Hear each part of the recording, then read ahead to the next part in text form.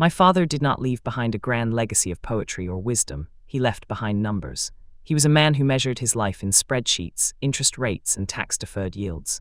When he passed away unexpectedly from a stroke on a Tuesday afternoon, he left behind a massive void, a complex web of corporate holdings and Victoria. Victoria was 32, exactly 12 years younger than my father and only 9 years older than me. She had married him 3 years prior, bringing into our lives a quiet, calculated energy that I could never quite decipher. 6 months before my father died, she gave birth to Toby. Toby was a loud, colicky baby who suddenly became the center of my father's world, much to Victoria's quiet satisfaction. I was 23, working a mid-level analyst job that paid just enough to keep me independent. I didn't care about my father's house or his cars, but I did care about the trust. The trust was worth $2.1 million, and it didn't belong to my father, at least not entirely. It had been set up by my mother before she passed away when I was 10. It was funded by her family's estate, specifically earmarked for my education, my future, and my security. My father was merely the custodian. The trouble began exactly 48 hours after we buried him. I was sitting in our family home, trying to sort through a mountain of mail, when Victoria walked into the room. She wasn't crying. She rarely did. Instead, she was holding a thick, cream-colored envelope. She sat down opposite me, placing her phone on the table next to the envelope with a soft click. "We need to talk about the estate, Leo," she said, her voice even and devoid of the usual grief people expect in these moments, and specifically about Toby's future. "Toby is 6 months old," I replied, not looking up from a stack of utility bills. "His future is secure. Dad left him the house and the life insurance policy. You know that. The house has a mortgage, and the life insurance is subject to estate taxes and outstanding debts," Victoria said, her tone sharpening. "Toby needs real security. Your father realized that in his final weeks. He made some adjustments." I paused, setting the bills down. "What kind of adjustments?"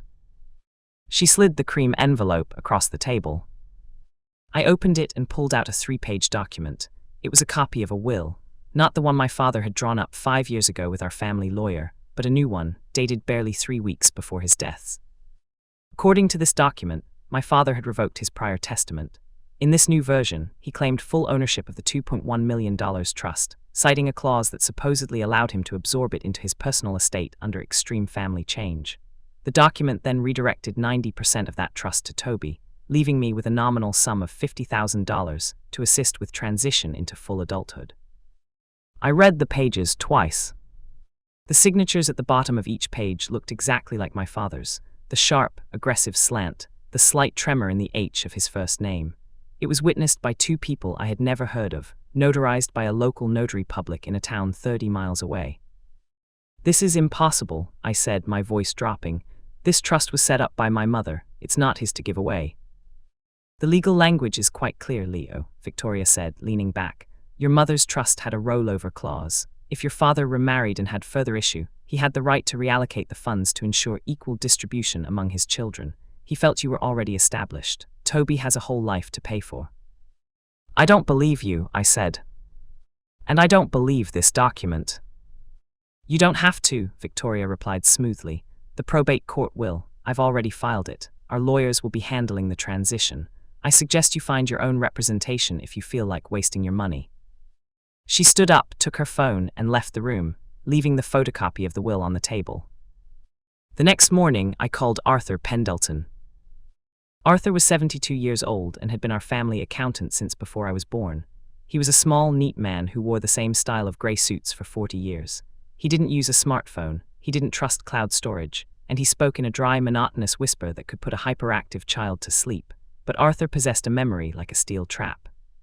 He knew every penny that had entered or exited our family accounts since 1984. I met Arthur at his office, a cramped space filled with metal filing cabinets and the faint smell of old paper and ink. I handed him the copy of the new will. Arthur adjusted his wire-rimmed glasses and read the document in complete silence. He didn't gasp, he didn't shake his head. He simply turned the pages with a slow, deliberate rhythm. When he finished, he set it down on his blotter and looked at me. "Your father did not write this," Arthur said simply. "How can you be sure?" I asked, desperation creeping into my voice. "The signature looks identical. The notary stamp is there. Victoria's lawyers are already moving to freeze the trust accounts." Signature is indeed a very good likeness, Arthur murmured, tapping his index finger on the paper. But your father was a creature of absolute routine. He had a profound respect for the structure of his finances. If he were to execute a rollover clause of this magnitude, which technically speaking did exist under a highly specific, dormant provision of your mother's trust, he would have consulted me first. Not because he needed my permission, but because he was terrified of tax penalties. Arthur leaned forward, his eyes bright behind his lenses. To execute this transfer without calculating the immediate capital gains impact would have cost him nearly $400,000 in avoidable taxes. Your father would rather have cut off his own hand than voluntarily pay the government a single penny more than required. More importantly, he did not have the original ledger. The ledger, I asked. Yes, when your mother set up the trust, she insisted on a physical ledger, Arthur explained. She was old-fashioned that way. Every transaction, every major structural change, and every authorization had to be recorded by hand in a blue leather ledger, signed by both your father and myself as the co-trustees. The trust agreement explicitly states that any modification to the allocation of the trust assets is legally void unless it is entered into the physical ledger first, with accompanying signatures, prior to the drafting of any legal testament. Where is the ledger?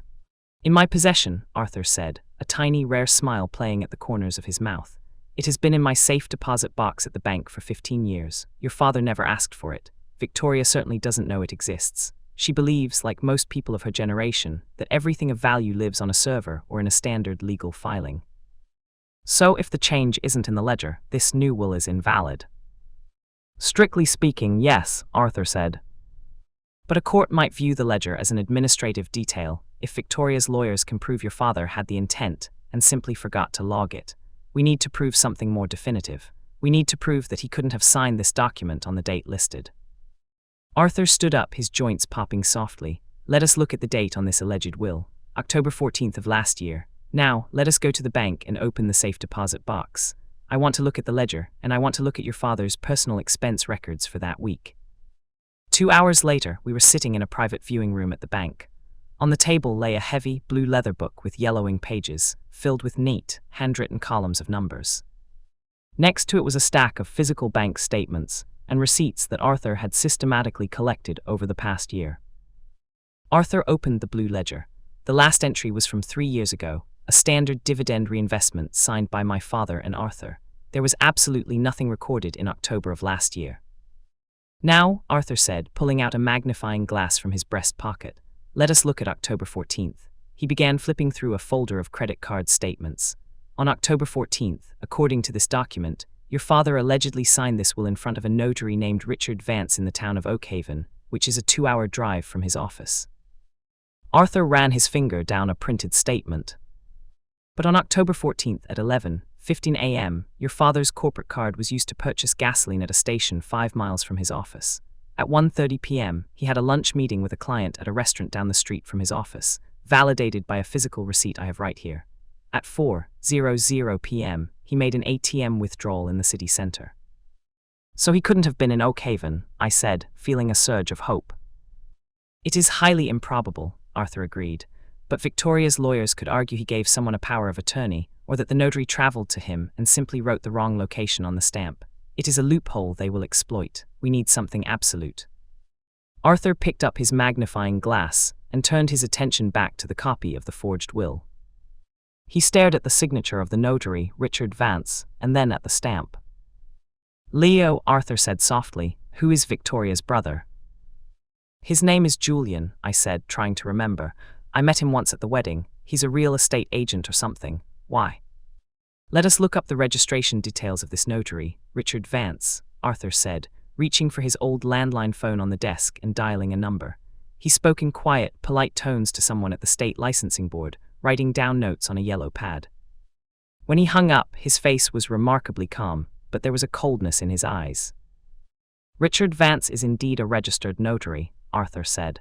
His license was renewed 2 years ago. The address listed for his notary business is a small office suite in Oakhaven. Do you know who owns that office suite, Leo? Julian, I guessed, my heart hammering against my ribs. According to the public registry, the commercial property is owned by a holding company registered to Julian and Victoria, Arthur said. But that is not the most interesting part. I want you to look very closely at the signature of the witness on this copy, the second witness, a name written as M. Carter. I leaned in, squinting at the messy handwriting. What about it?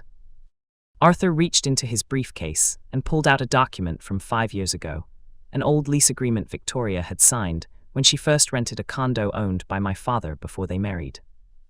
Look at Victoria's signature on this old lease, Arthur said, placing it side by side with the witness signature, M. Carter on the forged will. Notice the way the letter R is formed. It has a very distinct double-loop top. It is a highly unusual penmanship habit. The R in Carter has the exact same double loop. It is a micro-habit. When people forge signatures or write aliases, they often fail to disguise their involuntary muscle memory. She signed as the witness under a fake name, I whispered. She did, Arthur said, but we are still dealing with photocopies. In a court of law, copies can be disputed. They can claim optical distortion, scanning errors, or simple coincidence. We need the original document.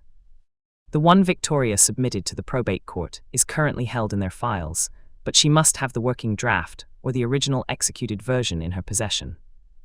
How do we get it? I asked. She'll never show it to us. She won't have a choice, Arthur said, closing the blue ledger with a firm, heavy thud. We are going to invite Victoria and her legal counsel to a meeting tomorrow morning.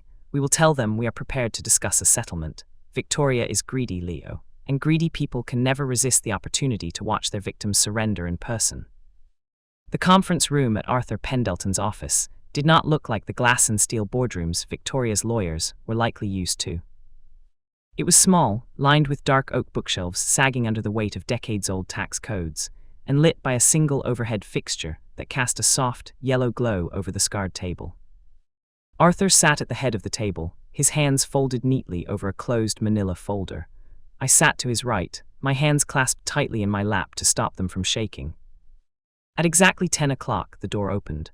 Victoria walked in first. She was dressed in a sharp, tailored, cream-colored suit that screamed wealth, her dark hair pulled back into a flawless, low bun. Behind her came her attorney, a tall, slick man named Harrison Vance who carried a premium leather briefcase.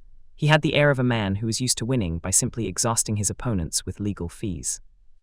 Thank you for agreeing to meet, Leo, Victoria said, taking a seat opposite me. She didn't look at Arthur. To her, he was just part of the furniture. I'm glad you're being sensible about this. Toby's future is paramount, and prolonged litigation would only drain the resources we're trying to protect. We are always in favor of a sensible resolution, Mrs. Vance, Arthur said, his voice a dry, quiet rustle. Though, for the record, I must remind you that my name is on the Trust's original charter as co-trustee. Any discussion regarding its distribution must go through me. Harrison Vance smiled, a cold, practiced gesture. Of course, Mr. Pendleton, but the new will executed by the late Mr. Vance clearly supersedes the original trust charter's dormant clauses. The law is quite clear on testamentary intent. Indeed, Arthur murmured, the law is remarkably precise, which is why we asked you to bring the original copy of the New Testament today. The copy filed with the probate court is a scan, and for a transfer of this magnitude, specifically involving the liquidation of a maternal trust, my office requires a physical inspection of the original document to verify the signatures against our records. Vance reached into his briefcase. We have no objection to that. We brought the original, fully executed document. It has already been verified by a notary public, so this is merely a formality. He slid a thick, high-grade paper document across the table. It was the original will. Arthur did not reach for it immediately. Instead, he pulled a pair of white cotton gloves from his drawer, slipped them on with meticulous care, and then drew the document toward him. He adjusted his glasses and turned the pages slowly. Very plain, Arthur remarked. The paper stock is 24-pound linen, excellent choice, and the signatures are remarkably consistent. My husband knew what he wanted, Leo, Victoria said, her eyes locked on me. He wanted to make sure his new family was taken care of. He knew you were already established. It's not personal, it's just what a father does. My father didn't even know your brother Julian owned the office building where this was notarized, Victoria, I said, my voice steady. Victoria's posture stiffened slightly, but her face remained a mask of polite indifference. I have no idea what you're talking about. Mr. Vance, Arthur interrupted, turning a page. According to this document, the signing took place on October 14th of last year in Oak Haven, at the office of Richard Vance, Notary Public. Is that correct? That is what the document and the notary seal state. Yes, the lawyer replied, sounding slightly bored. And both witnesses, a Mr. Thomas Sterling and a Ms. Marie Carter, were physically present in Oak Haven to witness the signature. Naturally, Harrison Vance said, they signed in the presence of the testator and each other. Arthur nodded slowly. He reached into his manila folder and pulled out a large, high-resolution color photograph. It was a close-up of the witness signature line on the document, specifically focusing on the name, M. Carter. This is an enlarged scan of the signature of Marie Carter, Arthur said, placing it on the table.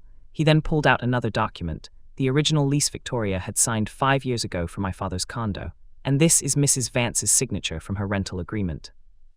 What is the point of this, Mr. Pendleton? Harrison Vance asked, his tone dropping an octave. Are you attempting to play handwriting expert? The court will not accept amateur analysis. I am an accountant, Mr. Vance. I do not deal in opinions, I deal in patterns, Arthur said mildly. If you look at the capital M and the lowercase r in both signatures, you will find a highly specific, involuntary pen stroke, a double loop at the peak of the R, and a slight left-leaning tilt on the stem of the M. It is a signature profile. I took the liberty of sending these high-resolution scans to a forensic document examiner yesterday evening. His preliminary report is right here. Arthur tapped a second folder. He is 98% certain that Marie Carter and Victoria Vance are the same writer. Victoria's eyes flared with a sudden, sharp anger, but she kept her voice low. This is absurd. I wasn't even in Oak Haven on October 14th. I was at home with Toby. Indeed, Arthur said, and where was my late client, your husband? He was with me, she snapped. We went together to get the document finalized. He wanted it done. Ah, Arthur said softly, but earlier your counsel stated he was in Oak Haven, and you just said you were at home with Toby, but also that your husband was with you. Which is it? She means they traveled together, Harrison Vance interjected smoothly, though a small bead of sweat had appeared near his temple.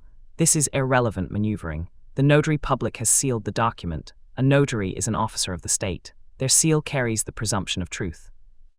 It does, Arthur agreed, unless the notary themselves is compromised. Arthur reached back into his folder. He pulled out a printed property deed. This is the deed for the commercial office space, located at 412 Maple Street, Oak Haven.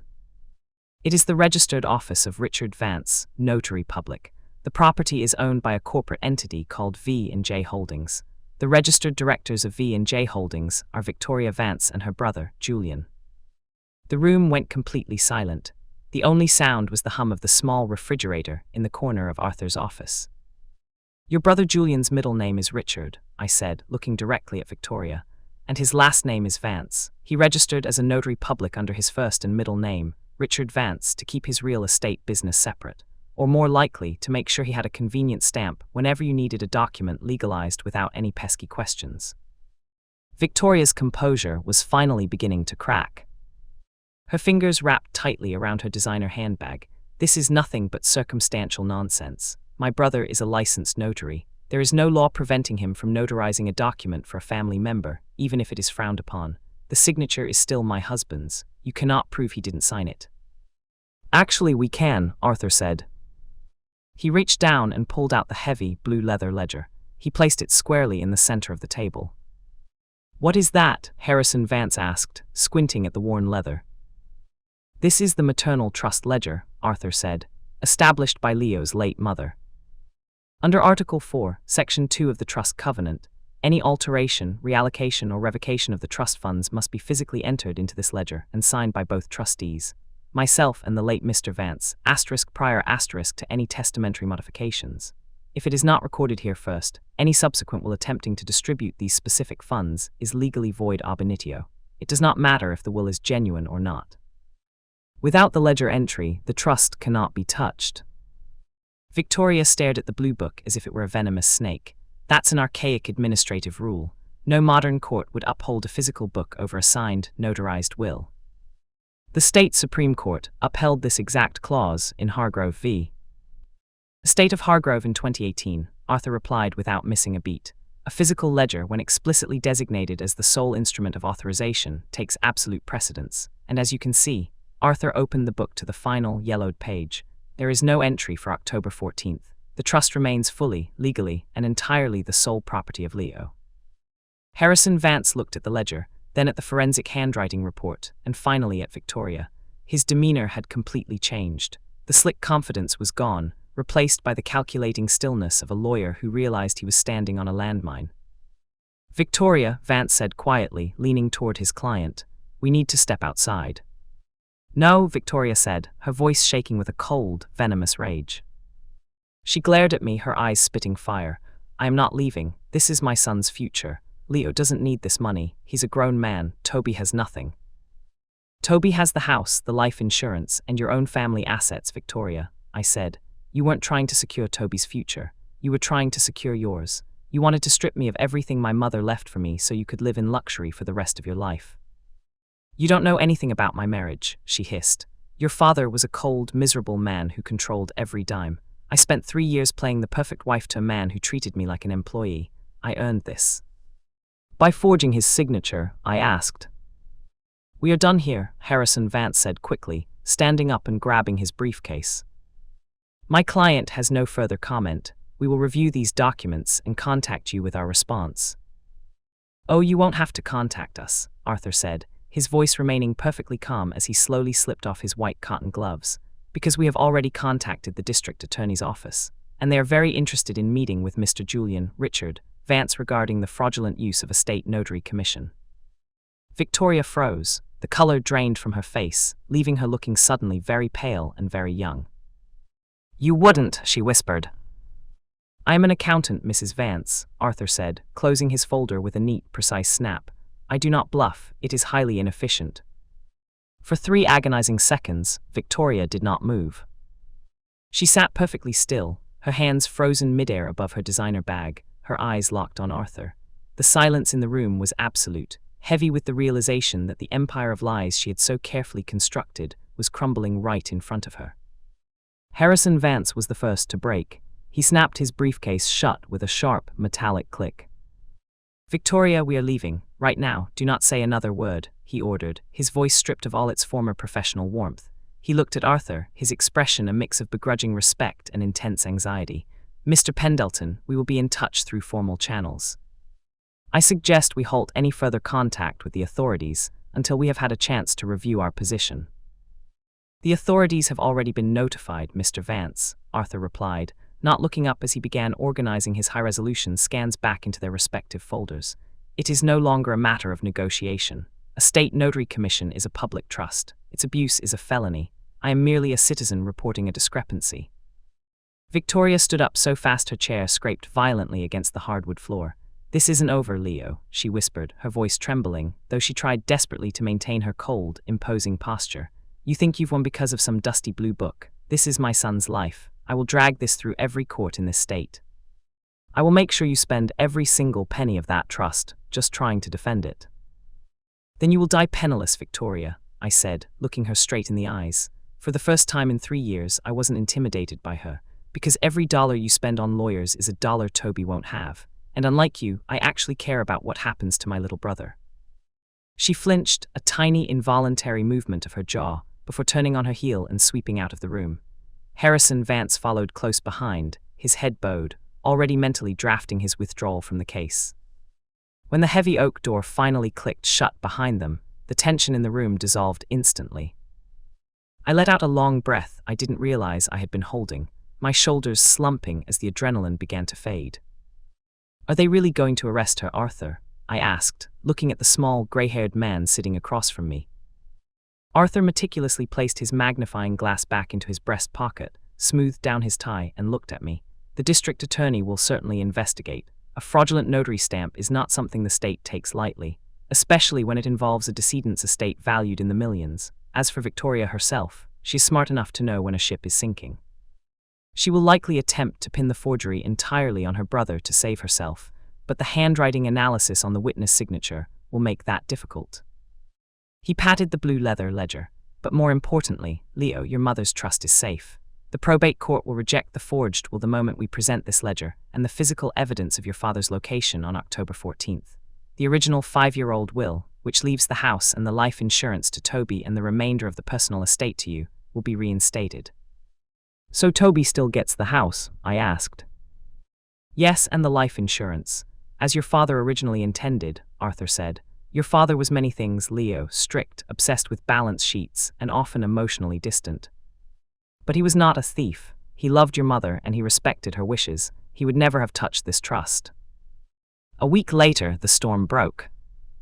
The local news carried a brief, dry segment on the arrest of Julian Vance, a local real estate agent, charged with multiple counts of notary fraud and filing false documents. By the end of the month, Victoria had been formally indicted as a co-conspirator.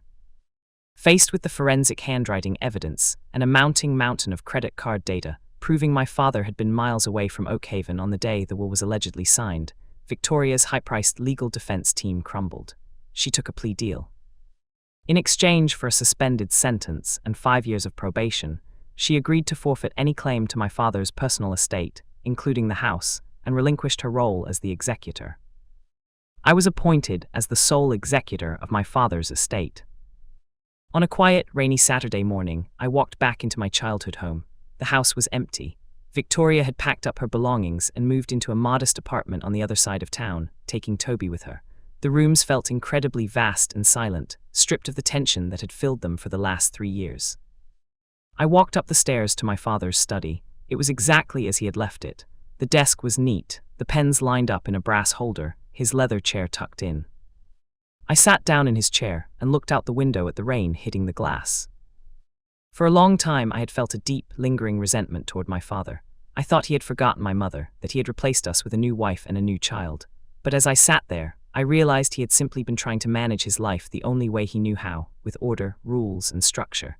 He had left the trust untouched because it was a sacred boundary, a piece of my mother he promised to protect. My phone buzzed on the desk. It was Arthur. Leo, his dry voice came through the speaker. The probate court has officially closed the file. The trust assets have been fully restored to your sole control. The $2.1 million is securely in your account.